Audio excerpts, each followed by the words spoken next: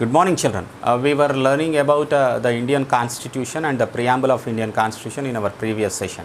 So the key words which are present in the preamble, we were trying to understand its meaning. Like we have seen secular, socialistic, republic, and even democratic. A government which gets elected by the people and which works for the sake of the people, and which makes the laws and enact the laws and which implements is called as a democratic setup. And now we shall see about the four pillars of the French Revolution which we have adopted in our preamble, that is equality, liberty, equality, fraternity and justice. So coming to the justice, children, what is justice? न्याय बोलते हैं, न्याय. ये justice बोले तो क्या है? So this justice cannot be achieved without equality, children. You must remember one more thing. So all citizens should get what is their due. What should be given to them has to be given.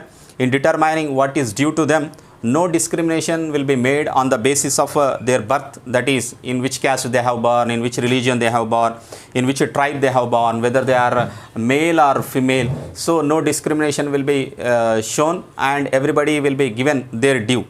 And even the wealth, that is the poor and wealth, rich people, according to their status also we cannot show any discrimination. The government, however, may take some steps to protect those people who have been historically discriminated. That means if you take the SCs and STs, so for the past few centuries they have been oppressed and many of them are still in poor conditions. So in order to uplift them, the government may take special protective steps. For example, the Constitution has provided a reservation system for SCs and STs, isn't it? In education, in employment, they have been provided this reservation system for them, reservation provision. So it is nothing but in order to make them justification to uplift these poor families.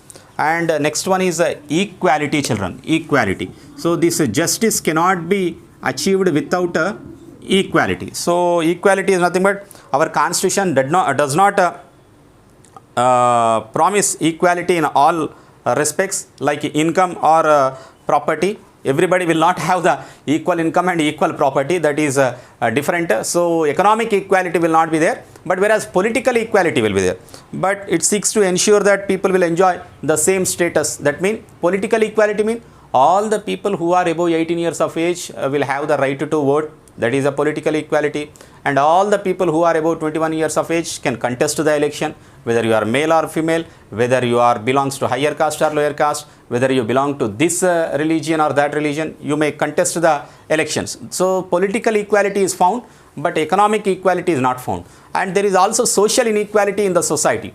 Some higher castes and lower castes, untouchability. There are many kinds of inequality still prevailing in the country, even though we have been trying to make everybody equal.